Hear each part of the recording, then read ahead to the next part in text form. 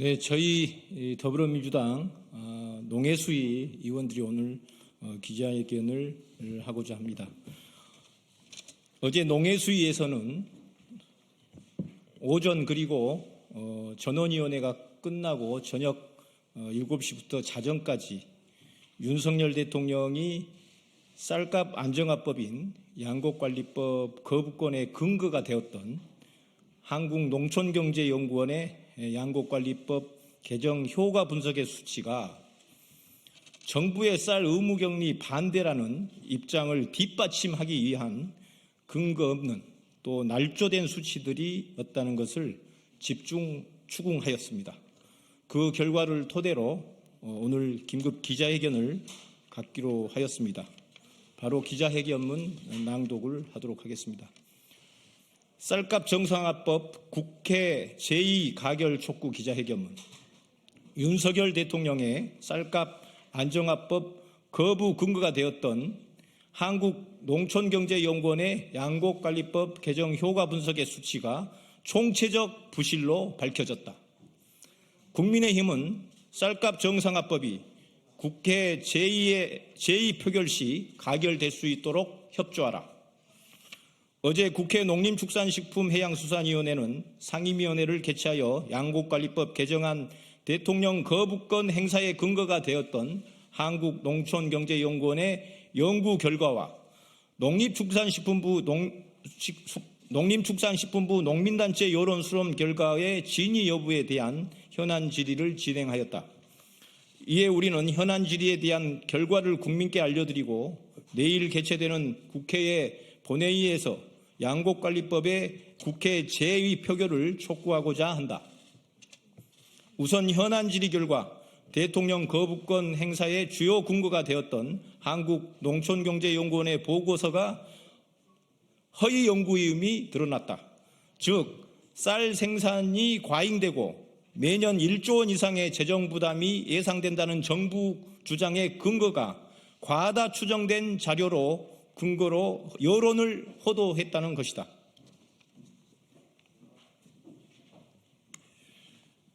첫째, 단위 생산량을 과다 추정하여 생산량을 부풀렸다.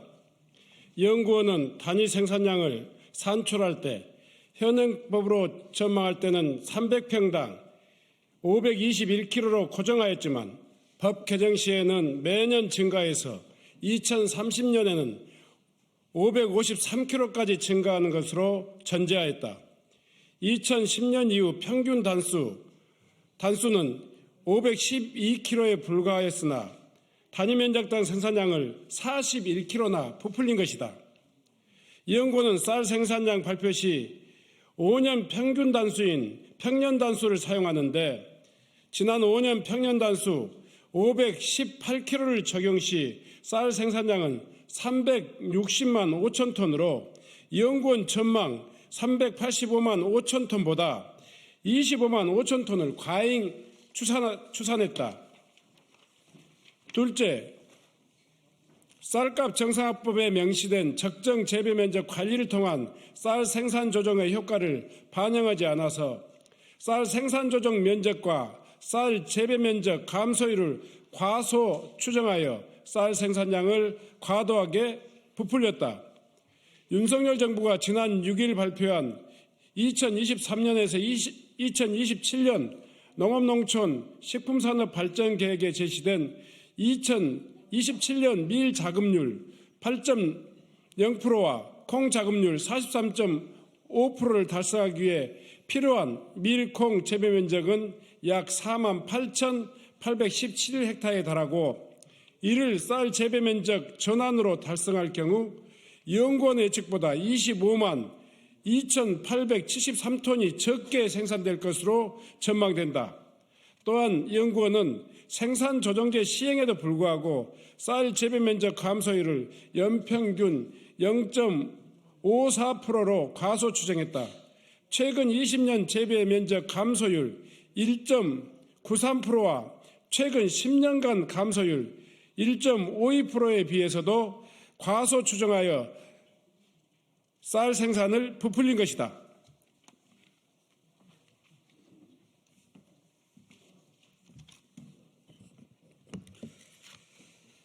셋째, 결과적으로 시장 격리 물량과 비용을 과잉 추정하여 여론을 호도하였다.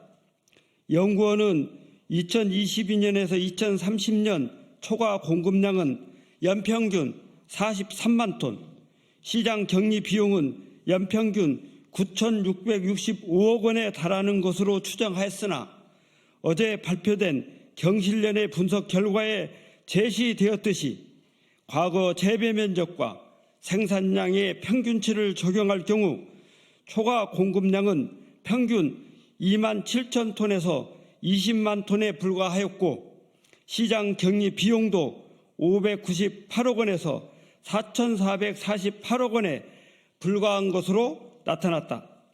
넷째, 농촌 경제연구원의 연구가 국회 본회의를 통과한 법 개정안에 대해 검토한 것이 아니기에 거부권 행사의 근거가 불충분함이 드러났다.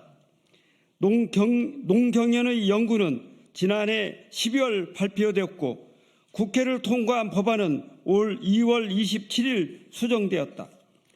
초과 생산량 기준과 가격 기준 모두 완화되었고 벼 재배 면적 증가 시 시장 격리 면제 조항까지 추가되었다.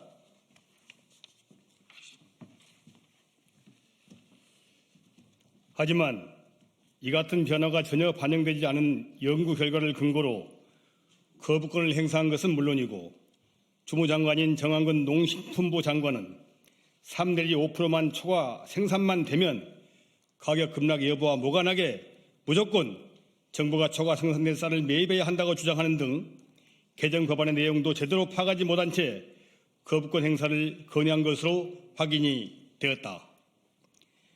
또한 대통령 거부권 행사 시 정부가 주장했던 농민단체의 여론 수렴 결과 역시 엉터리였다는 점도 드러났다.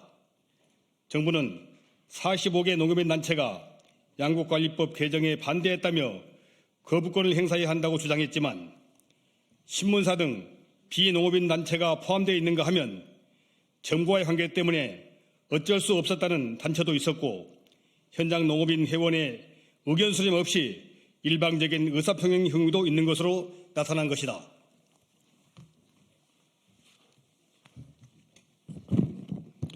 우리는 이와 같은 현안 질의를 통해 드러난 한국농촌경제연구원의 허위 연구 결과에 대해 강력히 규탄하며 이를 근거로 대통령에게 거부권 행사를 건의한 정황근 농림식품부 장관의 해임을 강력히 촉구한다. 또한 내일 개최되는 국회 본회의에서 양곡관리법 개정안에 대한 국회 제2표결이 반드시 진행되어야 하며 국민의힘 역시 찬성 표결에 임할 것을 강력히 요구한다.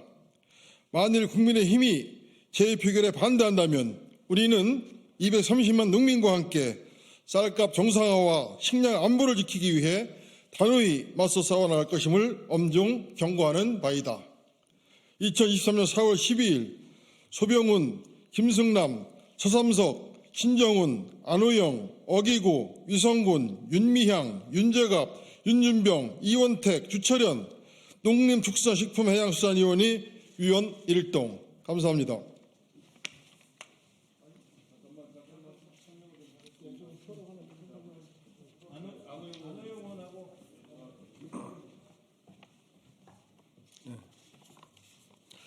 네, 우리 기자 여러분들께서 이 표를 잘 살펴봐 주시기 바랍니다.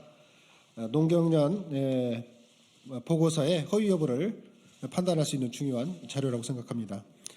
농경련에서는 통상 쌀 관측 보고서 등 쌀 생산량 보고서에 생산량 기준인 단위 생산량, 즉 단수를 명시를 합니다. 그런데 이번 양곡관리법 개정안에 대한 보고서에서는 단수를 명시하지 않았습니다. 그래서 저희가 별도로 산출을 했습니다.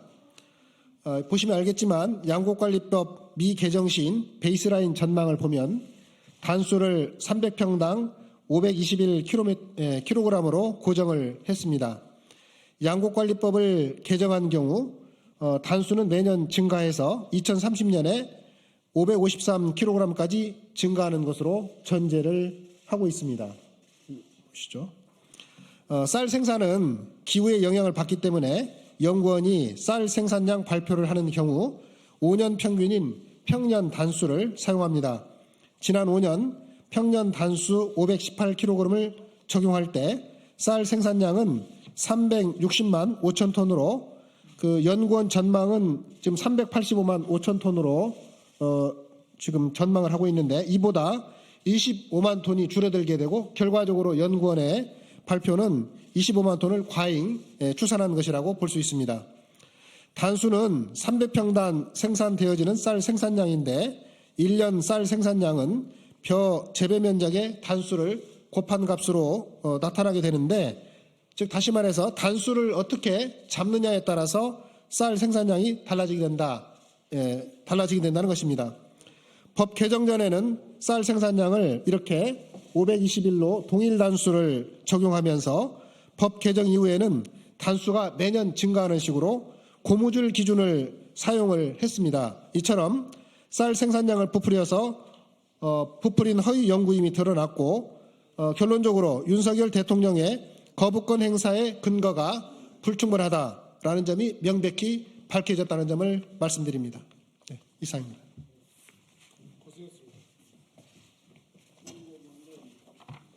예, 위성근 의원입니다. 어제 확인된 사실 한 가지만 더 말씀드리겠습니다.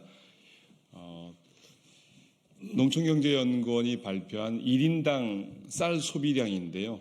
법 개정 이전보다 법 개정 이후가 쌀 소비량이 줄어들 것이라고 전망을 했습니다. 그런데 가격은 하락할 것이라고 전망을 했는데 일반적으로 가격이 오르면 소비는 줄고 가격이 내리면 소비는 느는 경제적 패턴이 있음에도 불구하고 본인도 그렇게 답변을 하고서도 연구 결과는 가격이 내렸음에도 불구하고 소비량이 주는 형태로 추계를 했기 때문에 분명히 문제가 있는 것입니다. 관련된 자료는 오늘 기자회견문에 담지 못했지만 우리 기자분들께 관련 자료를 조금 후에 제출하도록 하겠습니다. 고맙습니다.